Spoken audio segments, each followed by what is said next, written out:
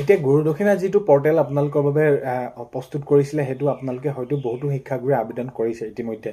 এতিয়া আপোনালোকৰ প্ৰশ্নটো হ'ল যে গুৰুদক্ষিণা এককালীনটো কেতিয়ালৈ দিব আৰু কোনসকল শিক্ষাগুৰুসকলক সাঙুৰি ল'ব বা সকলো শিক্ষাগুৰুৱে পাবনে নাপায়, কি হ'বগৈ, এতিয়া কেতিয়ালৈ দিয়া সম্ভাৱনা আছে, কিমানকৈ দিব, এই বিষয়খিনি ইতিমধ্যে আপোনালোকৰ বাবে এই বিষয়টোৰ ওপৰত মই কেইবাটাও ভিডিঅ' আপোনালোকৰ বাবে প্ৰস্তুত কৰিছোঁ। যেনে ধৰক আপোনালোকৰ ডাইচ কোড, ইউডাইচ কোড এইখিনি দিয়াক লৈ আপোনালোকে আবেদন কেতিয়া কেনেদৰে কৰিব, কোনটো পৰ্টেলত কৰিব ইত্যাদি ইত্যাদি, বা আপোনালোকে কোনসকল শিক্ষাগুৰুৱে পাব ইতিমধ্যে মই আপোনালোকক জনাইছিলোঁ। তথাপিও আপোনালোক বহুতো শিক্ষাগুৰুৱে এইটো জানিব বিচাৰিছিলে যে প্ৰকৃততে কেতিয়ালৈ দিয়া সম্ভাৱনা আছেগৈ আৰু কেতিয়ালৈ দিব। এইখিনিয়ে আজি এই ভিডিঅ'ৰ জৰিয়তে আপোনালোকক জনাবলৈ গৈ আছোঁ। আগন্তুক এই দিশসমূহ কিদৰে আপোনালোকৰ আপোনালোকে আবেদন কৰিছে এইখিনি কেনেদৰে নিৰীক্ষণ কৰিছে। এতিয়া আপোনালোকে চেনেলটো ছাবস্ক্ৰাইব কৰি থৈ আপোনালোকে সঠিক এটা তথ্য পাবৰ বাবে বা এটা শুদ্ধ বাৰ্তা পাবৰ বাবে সেইবাবে আপোনালোকৰ বাবে প্ৰস্তুত কৰিছোঁ। কথাখিনি আপোনালোকে মন কৰিব, হয় নহয় আপোনালোকে সেইখিনি মন্তব্যৰ জৰিয়তে জনাব। আৰু এইখিনিতে আপোনালোকক সদায় সেয়া কোৱাৰ দৰে চেনেলটোলৈ যদি আপোনালোক নতুনকৈ আহিছে, চেনেলটো ছাবস্ক্ৰাইব কৰাৰ লগতে কাষত থকা বেল আইকনটো প্ৰেছ কৰি অল কৰি থ'ব, যাতে নতুন এটা ভিডিঅ' দিয়াৰ লগে লগে আপোনালোকে আগতীয়াকৈ চাবলৈ পায়। যদি ভিডিঅ'টো চাই ভাল পায় লাইক এটা কৰি দিব আৰু শ্বেয়াৰ কৰি দিব বুলি আশা কৰিলোঁ। এতিয়া গুৰুদক্ষিণা যি আপোনালোকে শিক্ষাগুৰুসকলে আবেদন কৰিছে বহুত বেছি ভাল খবৰ, বহুতো শিক্ষাগুৰুৱে আবেদন কৰিছে। কিয়নো মই আগৰ যিকেইটা ভিডিঅ' আপোনালোকৰ বাবে প্ৰস্তুত কৰিছিলোঁ তাতে বহুতো শিক্ষাগুৰুৱে কৈছে মই এনেদৰে পাইছিলোঁ, মই এনেকুৱা ধৰণৰ আওতাত আছিলোঁ, ময়ো আবেদন কৰিলোঁ, মই পাম নেপাম। তো এতিয়া আপোনালোকে আবেদন কৰিলে ভাল আছে, কিন্তু এইটো মই মোৰ ফালৰ পৰা মাননীয় মুখ্যমন্ত্ৰী মহোদয় বা চৰকাৰক এইটোৱে ক'ম যে আপোনালোকে অন্য দিশসমূহ যিদৰে কি কৰিছে আপোনালোকে চাইছে, কামখিনি কৰিছে যে কোনসমূহ বিষয় কেনেদৰে আপোনালোকে কৰিলে সুচাৰুৰূপে সেইখিনি ভাল হ'ব, বেয়া হ'ব।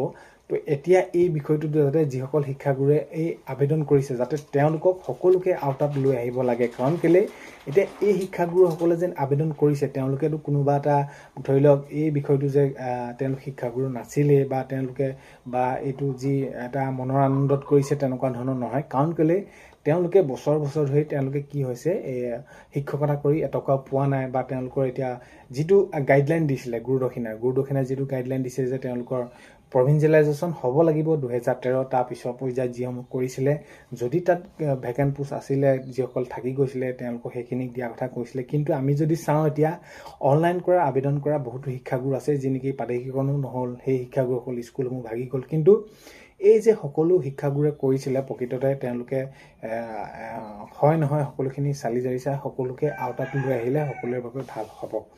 কাৰণ এতিয়া এনেকুৱা শিক্ষাগুৰুসকলো আছে যি নেকি 2013 যিসমূহ বিদ্যালয়ত প্ৰাদেশিকৰণ কৰিছিলে তেতিয়া এমাহ দুমাহ পাই পিনি অৱসৰ গ্ৰহণ কৰা শিক্ষাগুৰুসকলো আছে। এতিয়া মাননীয় মুখ্যমন্ত্ৰী মহোদয় বা চৰকাৰৰ উদ্দেশ্যটো কি যে এই শিক্ষাগুৰুসকলে বিনা বেতনে শিক্ষকতা কৰি এটকাও তেওঁলোকে নাপালে যে তেওঁলোকক আৰ্থিকভাৱে এটা সহায় কৰিব লাগে আৰু এই বিষয়টো নাইকিয়া কৰি দিব লাগে। আৰু যদি এইটো কৰে তেনেহ'লে মাননীয় মুখ্যমন্ত্ৰী মহোদয়ৰ নাম সোণালী আখৰে লিপিবদ্ধ হৈ থাকিব, যুগে যুগে সকলোৱে মনত ৰাখিব যে এই হিমন্ত বিশ্ব শৰ্মাৰ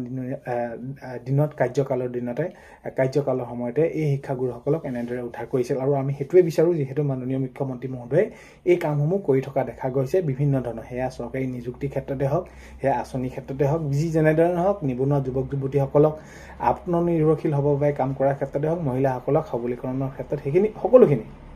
এতিয়া কথাটো হ'ল কি এই যি গুৰুদক্ষিণা টকা কেতিয়ালৈ দিয়াব বা কি হ'বগৈ। এতিয়া চাওক এতিয়াতো দিয়া আপোনালোকৰ এইকেইদিন সময় নাই। এতিয়া কথাটো হ'ল কি জুলাইৰ পৰা বিধানসভা অধিৱেশন অনুষ্ঠিত হ'বলৈ গৈ আছে, বাজেট অধিৱেশন। কাৰণ কেলৈ যিকোনো বিষয়ৰ এটাৰ ওপৰত যদি আমি সেইখিনি কাম কৰিবলৈ যাওঁ আমাক বাজেট প্ৰয়োজন হ'ব। এতিয়া এককালীনটো কিমানকৈ দিব সেইটো কোৱা নাই, মাননীয় মুখ্যমন্ত্ৰী মহোদয়ে কিমানে আবেদন কৰিব সেইটোৰ ওপৰত ভিত্তি কৰি দিয়া হ'ব বুলি কৈছিলে। এতিয়া কথাটো হ'ল কি এই যে বিধানসভা বাজেট অধিৱেশন আহি আছে, বিধানসভা বাজেট অধিৱেশনতে হয়তো সেইখিনি সকলোখিনি আলোচনা কৰিব যে শিক্ষা বিভাগত কেনেদৰে কোনসমূহ বিষয়ত খৰচ কৰিব পাৰি, তো এইবিলাক কথা। তো এতিয়া আপোনালোকৰ খবৰটো এই বিধানসভা বাজেট অধিৱেশনৰ পাছতে সম্পূৰ্ণৰূপে আপোনালোকৰ সেইখিনি জানিবলৈ পাব। আৰু যি আপোনালোকে আবেদন কৰিলে আপোনালোকৰ সকলোখিনি তথ্য হয়তো নিশ্চয় সেইখিনি তেওঁলোকৰ যি ডিপাৰ্টমেণ্ট আছে, তেওঁলোকৰ যিখিনি বিভাগ আছে সেই সকলোখিনি আপোনালোকৰ হয়তো এইখিনি নিৰীক্ষণ কৰি আছে বা পৰীক্ষা নিৰীক্ষা কৰি আছে যে হয় কোনসকলে পাব লাগিব বা পাব নালাগে বা কি হ'ব কি নহ'ব এই সকলোখিনি কথা।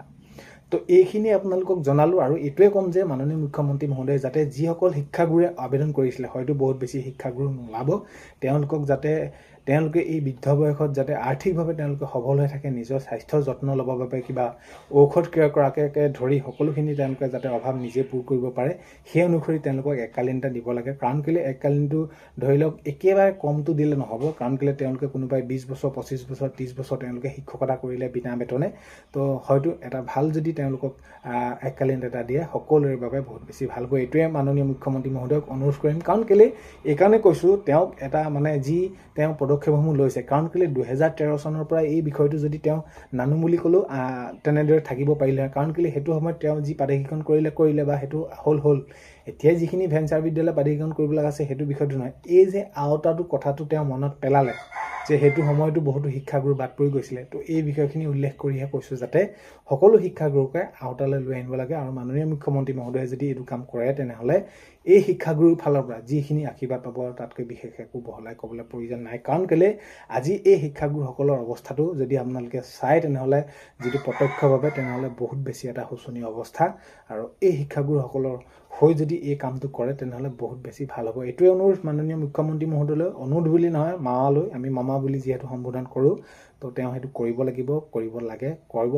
আৰু সেইখিনিয়ে জনালোঁ। ভিডিঅ'টো আপোনালোকে বহুত বেছি শ্বেয়াৰ কৰি দিয়ক, তো এইখিনি আপোনালোকক জনালোঁ। শেষলৈকে চোৱাৰ বাবে বহুতে বেছি ধন্যবাদ। এইখিনিতে আপোনালোকক সেয়া ভিডিঅ' প্ৰথমতে কোৱাৰ দৰে চেনেলটোলৈ যদি আপোনালোক নতুনকৈ আহিছে, ছাবস্ক্ৰাইব কৰাৰ লগতে কাষতে থকা বেল আইকনটো প্ৰেছ কৰি অল কৰি থ'ব, যাতে নতুন এটা ভিডিঅ' দিয়াৰ লগে লগে আপোনালোকে আগতীয়াকৈ চাবলৈ পায়।